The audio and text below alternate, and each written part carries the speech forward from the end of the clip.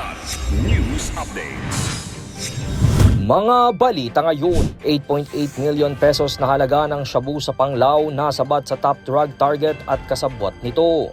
SAIC Chief na hinarang ang ambulansyang may cancer patient sa EDSA busway, sinibak sa pwesto. Higit 4.2 million pesos na halaga ng shabu nasabat sa isang high-value target sa Tagum City. Ako po si Cesar Soriano para ihatid ang mga nangungunang balita sa buong kapuluan ngayon.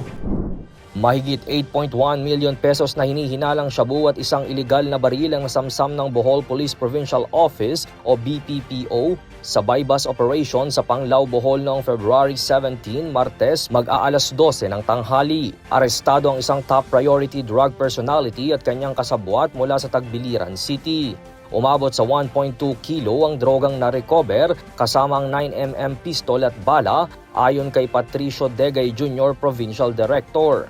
Giit ng pulisya, malaking dagok ito sa lokal na drug network at malinaw na babala sa mga sindikato. Tuloy-tuloy naman ang kanilang magiging operasyon hanggang mabuwag ang bentahan ng iligal na droga sa lalawigan.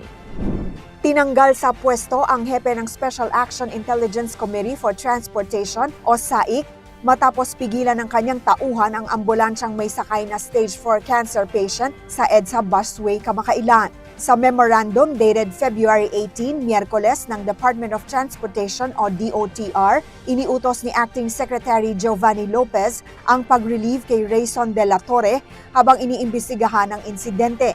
Pinagpapaliwanag din siya sa loob ng 3 araw kung bakit hindi dapat patawan ng parusa.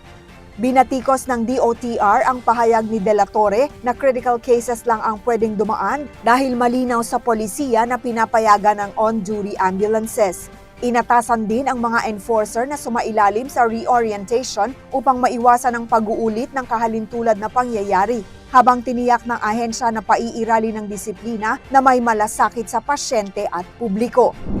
Timbog sa isang bypass operation ang isang high-value individual matapos itong mahulian ng milyong-milyong pisong halaga ng shabu sa barangay Kanokotan, Tagum City, Kamakalawa. Kinilalang suspect na si alias Mata, 34 anyos at pangunahing target ng PIDEA Region 11. Nasamsam sa suspect ang nasa mahigit 600 gramo ng shabu na may kabuang halagang 4,287,500 pesos. Ayon sa mga otoridad, isa ito sa pinakamalaking operasyon ng syudad kontra illegal na droga ngayong taon. Kasalukuyan ang nasa kustodiya ng mga otoridad ang suspect na mahaharap sa kasong paglabag sa Republic Act 9165 o ang Comprehensive Dangerous Drugs Act of 2002.